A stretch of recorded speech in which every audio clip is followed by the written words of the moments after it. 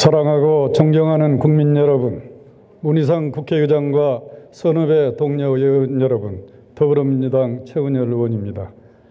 지난 5일 우리나라의 지난해 1인당 국민소득이 3만 달러를 돌파했다는 발표가 있었고 세계에서 7번째로 3050 클럽에 진입했습니다. 모두가 기뻐할 일입니다만 많은 국민들께서 체감하지 못하신 것 같습니다. 모든 국민이 성장의 과실을 실질적으로 체감하고 우리 경제가 지속가능한 성장을 할 수 있도록 정부가 보다 적극적으로 포용적 성장을 추구해야 될 시기라고 생각합니다. 총리 나오시죠.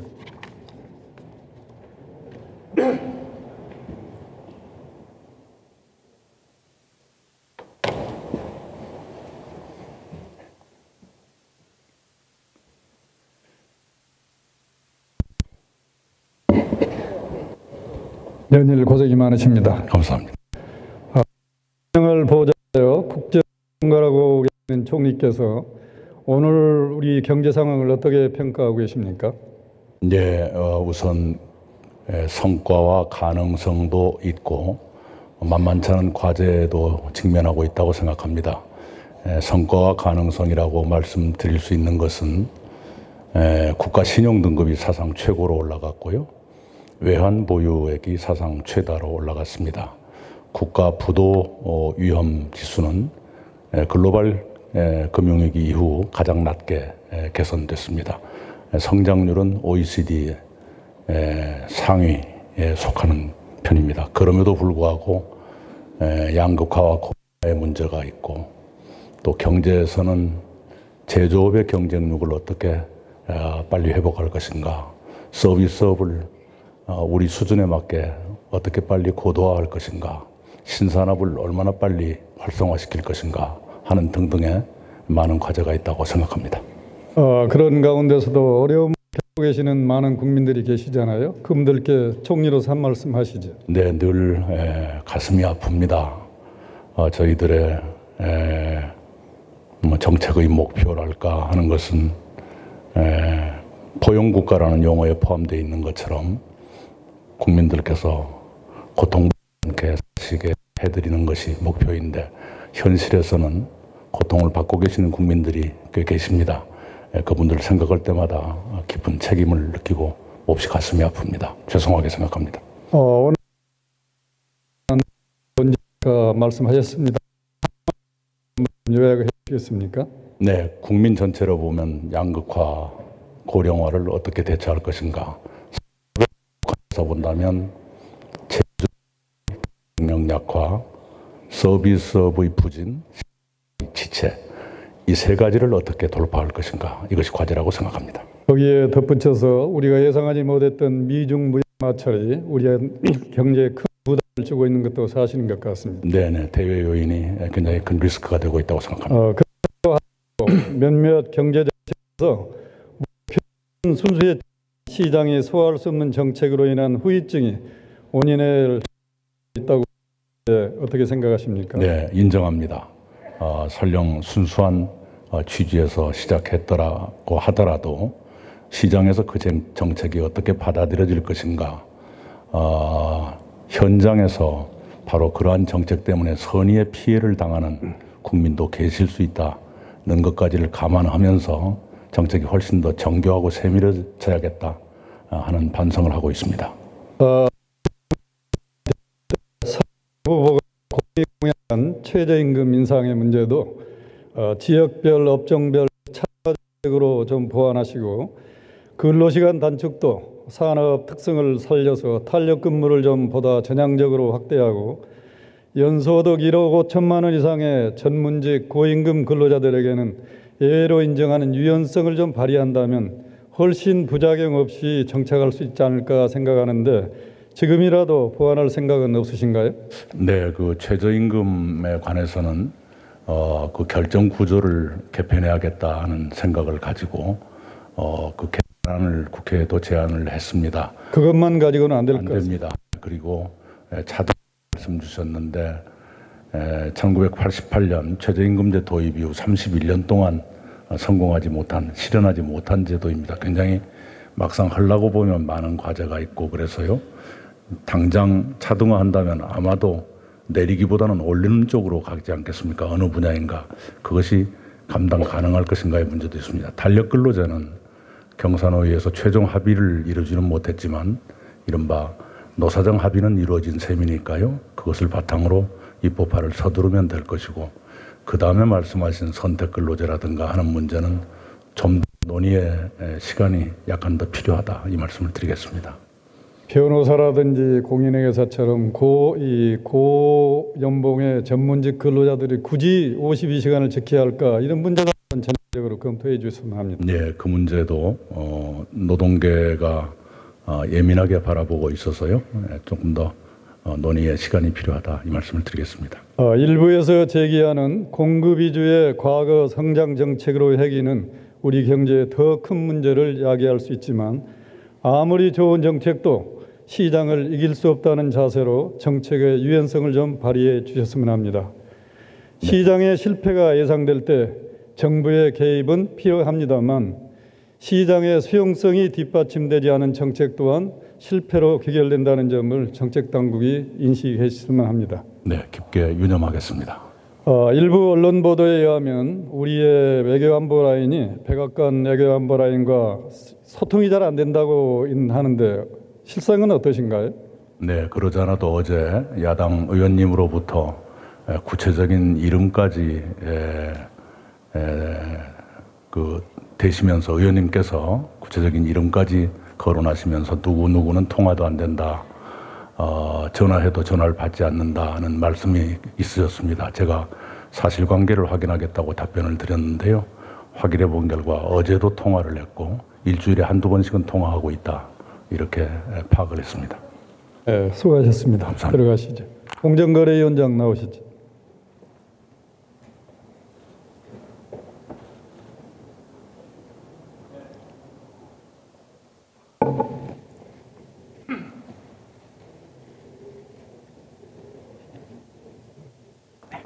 해외 가서 강의 잘하고 오셨어요? 네, 잘 다녀왔습니다. 정부가 선제적으로 그리고 보다 과감히 경제 민주화 정책을 추진했더라면 기업이나 자영업자의 지급 여력이 보강됐을 거고 그 기초 위에서 우리 정부의 각종 경제 정책이 추진되었더라면 부작용이 최소화되고 정책 효과는 극대화했을 것으로 판단하는데 이 원장께서는 어떻게 생각하시나요? 예, 현 정부의 경제정책 기조 중에서 공정경제가 소득주도 성장 및 혁신 성장의 두 바퀴가 제대로 굴러가기 위한 제도적 인프라라고 하는 점에 대해서는 의원님께서 지적하신 바에 대해서 전적으로 동의를 하고 있고 저희 공정위뿐만 아니라 이제 범정부 차원에서 이런 공정경제 또는 경제민주화를 위해서 많은 어떤 정책적 노력을 해왔고 현장에서는 비가역적인 변화가 이미 나타나고 있다라고 생각을 합니다. 다만 우리 사회의 어떤 눈에 띄게 개선되지 않은 부분이 있고 그런 측면에서 의원님 지적하신 바와 같이 공정경제 또는 경제민주화의 시책이 좀 더 감도 있게 진행되어야 되지 않느냐라고 하는 질책의 목소리도 저희들이 잘 알고 있습니다. 그런 측면에서 앞으로도 더욱더 열심히 노력하겠습니다만 다만 공정경제나 경제민주화 정책은 경기가 좋다고 해서 하속하지도 않고 경기가 나쁘다고 해서 후퇴하지도 않는 일관된 어떤 속도로 예측 가능하게 가는 것이 중요하다고 생각하고요. 그런 점에 유의하면서 앞으로도 더욱더 최선의 노력을 다하도록 하겠습니다. 경제민주화 관련 입법에 있는 상법과 공정거래법 개정안이 지금 발의되어 있는데 하루빨리 통과되어야 할 이유가 뭐라고 생각하십니까? 의원님께서 조금 전에 말씀하셨지만 제가 지난주에 유럽 독일 베를린에서 열린 세계 경제정책 컨퍼런스에 다녀왔는데 거기에 모인 60개 나라의 경쟁 동국자들의 공통적인 어떤 공감대를 확인할 수가 있었습니다. 그것은 레벨 플레잉 필드, 즉 평평한 운동장을 만드는 것이 혁신의 기초가 되고 21세기 경쟁 당국의 가장 중요한 역할이 바로 그것이다 라고 하는 측면입니다. 그러한 측면에서 우리 사회의 경제 생활의 어떤 기초로서 평평한 운동장을 만들기 위한 노력이 필요하다고 생각을 하는데 기업 차원에서는 여러 이해관계자들의 권익이 잘 제대로 보장이 되는 상법 측면에서의 어떤 개혁 노력이 있어야 되겠고, 그리고 기업 간의 거래관계 측면에서 공정한 거래가 이루어지도록 해야 하는 그런 공정거래법 개정이 우리 어떤 경제 개혁에서 매우 중요한 과제라고 생각을 합니다.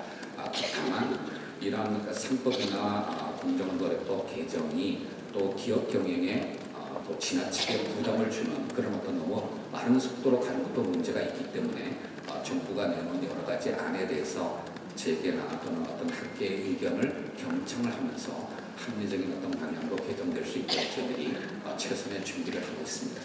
화면을 좀 봐주시죠. 우리나라 여러 가지 양적 지표는 대단히 자랑스럽습니다만 기업의 경영 투명성과 지배구조 수준을 나타내는 질적 지표는 부끄럽기 짝이 없습니다.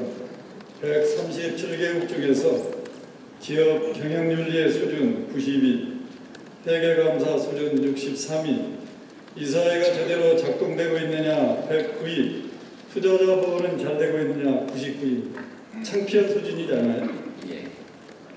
나쁜 지배구조는 과도한 임원 보수, 극심한 로비, 기업의 불법 행위, 불투명한 경영, 그리고 정실주의를 초래한다는 것이 많은 전문가들의 주장입니다. 이는 지난 몇 년간 우리 사회에서 목도한 현실이기도 합니다. 이들 지표의 개선 없이는 지속 가능한 성장은 어렵다고 판단하는데 동의하십니까? 예, 경제학에서 흔히 쓰는 표현입니다만 이제 자본주의 시장 경제 질서는 크게 주주 자본주의 모델과 이해관계자 자본주의 모델이 있다라고 이렇게 대입을 합니다만, 의원님께서도 잘 아시는 이제 다보스 포럼에서 매년 발표하는 기업 지배 구조와 관련한 여러 가지 평가 지표들을 보면 주주 자본주의 모형이든 또는 이해관계자 자본주의 모형이든 우리가 선진국이라고 부르는 나라들의 경우에는 예외 없이 의원님께서 지적하신 바로 그런 질적인 측면에서 굉장히 앞서는 모습을 보이고 있고, 그런 측면에서 우리 기업들이 아직도 부족한 부분이 없지는 않다라고 생각을 합니다. 이러한 부분들을 조속히 메워가는 것이 우리 기업들이 글로벌 기업으로서 더욱더 성장하고 유지 발전할 수 있는 중요한 전제 조건이 될 거라고 생각합니다. 손 의원 생각은 질적 지표가 20위권 정도로 올라가지 않는 한 한국 경제의 지속 가능한 성장은 어렵다고 봅니다. 예, 전적으로 동의합니다. 공정거래법 개정에 대한 재개 우려사항을 알고 계시죠? 예, 열심히 소통하고 있습니다. 특히 전속고발권이 폐지될 경우에 이 별건 수사에 대한 이것에 대한 보완책은 갖고 계십니까? 의원님께서도 지적하셨고 또 여러 의원님들뿐만 아니라 특히 기업 측면에서 그 전속 고발권이 부분 폐지되었을 때 나타날 수 있는 여러 가지 우려사항, 특히 그 중에서도 중복 수사 조사 부분이나 또는 별건 수사에 대한 우려가 있다는 것을 저희들이 잘 알고 있습니다. 이 부분과 관련해서 단순히 법조문을 바꾸는 차원에서 그치는 것이 아니라 시행령 이하의 하위 규정들을 보다 분명하게 좀 저희들이 제시함으로써 이런 재개의 우려를 해소할 수 있는 노력들을 하고 있고요. 이와 관련해서 올해 들어와서 저희 공정위가 법무부와 함께 그러한 우려를 해소할 수 있는 어떤 대책들을 준비를 하고 있습니다. 그래서 그 중복 수사 조사 부분과 관련해서는 저희들이 경성 담합 중에서 입찰 담합에 관해서만 리니언시 자진 신고가 들어온 사건 중에서 입찰 담합에 대해서만 검찰이 우선 수사를 하고, 그다음에 공소시효가 1년 미만으로 남은 사건에 대해서만 검찰이 우선 수사를 하고, 나머지에 대해서는 기존대로 공정위가 먼저 조사를 하는 방식으로 이렇게 영역을 구분을 했고요. 그다음에 검찰이 수사를 하는 과정에서 강제 수사를 통해서 입수하는 정보가 다른 어떤 영역으로 확산되는 이른바 별건 수사 부분에 관해서는 법무부나 대검찰청에서 그에 대한 어떤 정보들을 관리하고 일선 수사 부서가 아니라 대검 차원에서 그것을 관리하면서 수사 단계마다 대검 측의 사전 승인을 받아서 이렇게 수사를 할 수 있도록 이렇게 하는 방안을 지금 법무부와 대검 측에서도 마련을 하고 있습니다. 이런 어떤 방안을 통해서 예측 가능성을 높이면서 재개의 우려를 해소할 수 있는 방안으로 노력을 하고 있고요. 이 부분에 관해서 재개를 비롯해서 저희들이 설명 노력을 하고 있는데 그래도 남는 부분이 있다면 앞으로도 더욱더 소통 노력을 통해 가지고 이러한 우려나 불확실성을 해소할 수 있는 방안을 마련하도록 노력하겠습니다. 예규나 시행령 같은 데서라도 넣어가지고 예. 재개 우려 사항을 좀 없애주셨으면 합니다. 예, 그 법 밑에 있는 여러 가지 하위 규정들을 촘촘하게 마련함으로써 불확실성을 제거하고 우려를 해소할 수 있는 방안들을 저희들이 준비를 하도록 하겠습니다. 일부에서는 경제도 어려운데 상법이나 공정거래법 개정안이 기업을 더 옥죄한다고 주장하는데 동의하십니까? 사실 동의하기가 좀 어렵고요. 그런 방향으로 언론 보도가 너무 일방적으로 나오는 건 아니냐라고 하는 것에 대해서 사실은 아쉬움을 갖고 있습니다. 여러 법률들이 있습니다만은 예컨대 상법 같은 경우에는 우리나라의 360만 개 기업 모두에게 적용되는 가장 일반적인 경제법이고 공정거래법은 그 중에서 이제 대기업 집단 시책이라고 부른다면 자산 5조 원 이상의 그 60개 그룹 계열사 숫자로는 2,000개 기업한테 적용되는 법률이고 금융그룹 통합감독법은 우리나라의 가장 큰 7개 금융그룹에만 적용되는 법률인데 지금 사실 상정돼 있는 법률의 경우에는 이런 어떤 여러 법률들의 종합적인 효과를 고려하지 않은 측면이 있고 그런 측면에서 조금 우려가 있는 것이 분명하기 때문에 앞으로는 정부가 이게 법률안을 제안할 때 하나하나의 법률안만 보는 것이 아니라 여러 경제 법률들의 종합적인 어떤 효과가 균형적으로 발휘될 수 있도록 이렇게 좀 안을 정비하는 노력을 하고 있습니다. 더 나아가서 상법이나 공정거래법이 이른바 기업의 활동을 규율하는 내용만 담고 있는 것이 아니라 예컨대 공정거래법 같은 경우에는 혁신 성장을 지원하고 기업들의 어떤 방어권을 보장하는 등의 세계에서도 조속히 입법화되기를 바라는 내용들, 즉 21세기의 변화된 경제 환경에 변화된 내용들도 많이 담고 있기 때문에 이런 부분에 관해서 의원님들과 그리고 언론이 좀 더 균형감 있게 봐주셨으면 하는 생각을 갖고 있습니다. 경영 투명성을 제고하고 기업 지배구조를 개선하는 것은 기업을 옥죄는 게 아니고 기업을 정치권으로부터 독립시켜주는 장치다. 본 의원은 그렇게 생각합니다. 예, 전적으로 동의합니다. 수고하셨습니다. 네, 감사합니다. 부총리 나오시죠.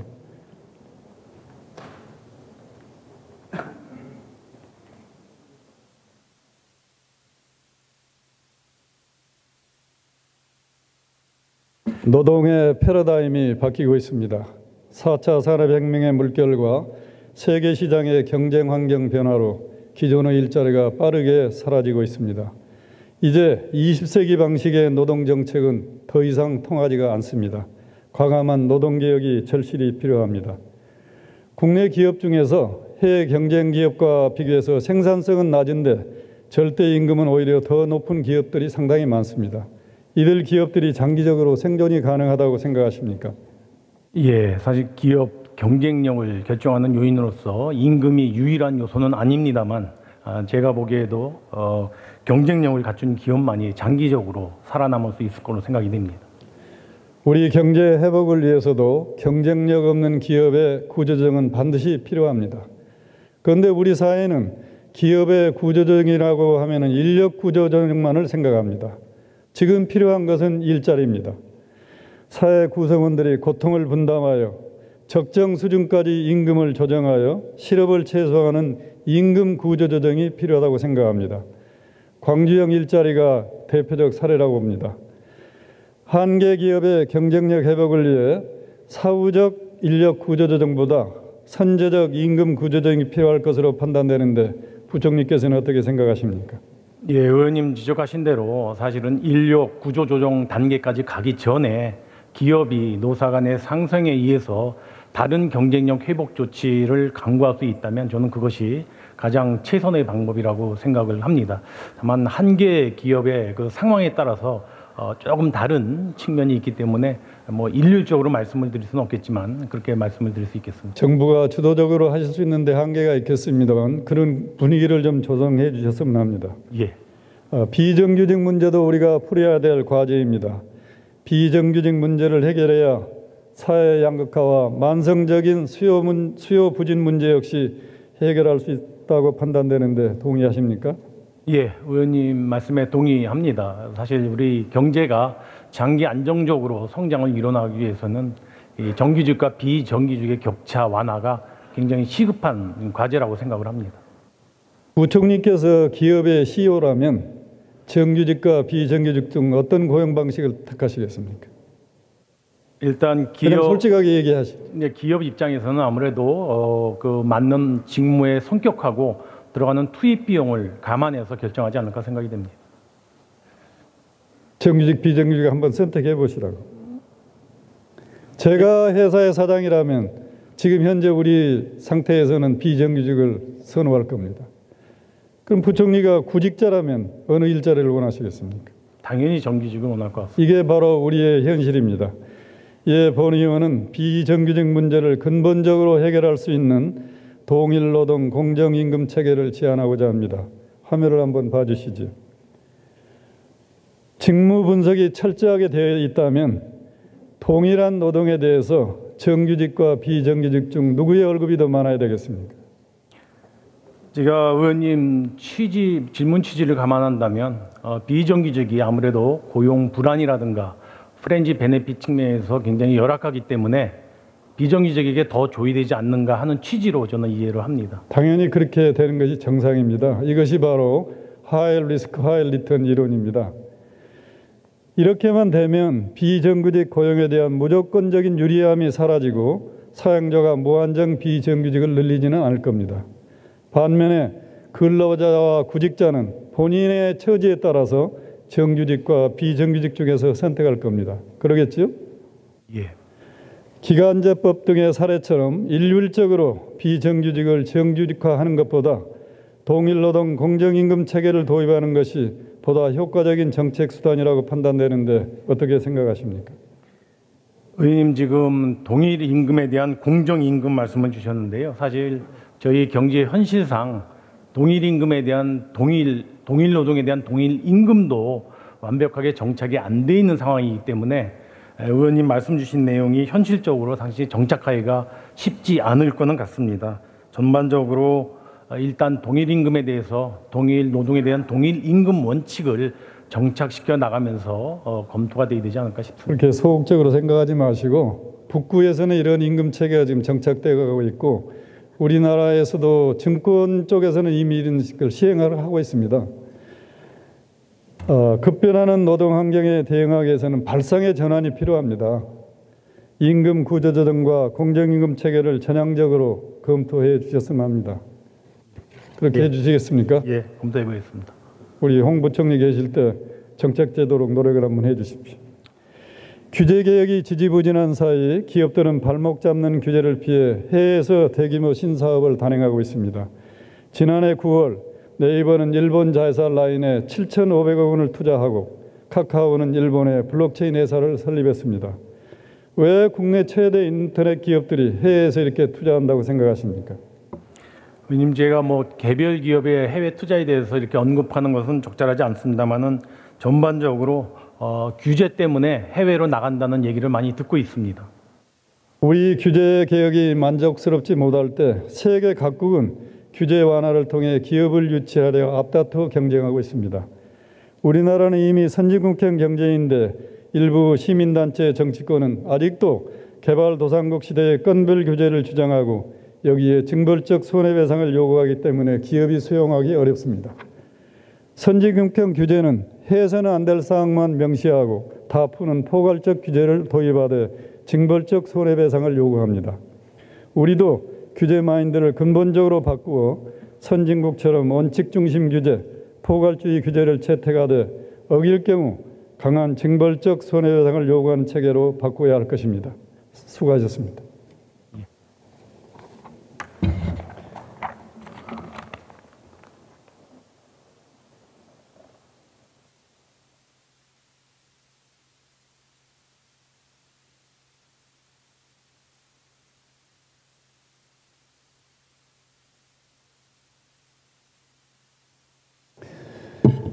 사랑하는 국민 여러분, 선배 동료원 여러분, 오늘의 경제 현실이 과거 정부 탓만도 아니고 현 정부 정책의 실수에 기인한 것만도 아닙니다. 그러나 우리 정부 여당은 무한 책임을 져야하기 때문에 보다 겸허한 마음으로 경제 현실을 인식하고 건설적인 대안을 마련해야 할 것입니다. 우리가 당면한 구조적 위기를 타개하기 위하여 기업 발전의 발목을 잡고 있는 규제를 타파해야 됩니다. 이를 위해 여야의 규제 빅딜을 제안합니다. 야당이나 재계가 요구하는 서비스 발전법을 포함한 규제 완화를 정부 여당이 대폭 수용하고 경영 투명성을 높이고 공정경쟁 풍토를 조성하는 상법과 공정거래법 개정을 야당이 적극 수용하는 빅딜을 제안합니다. 이를 통해 4차 산업혁명의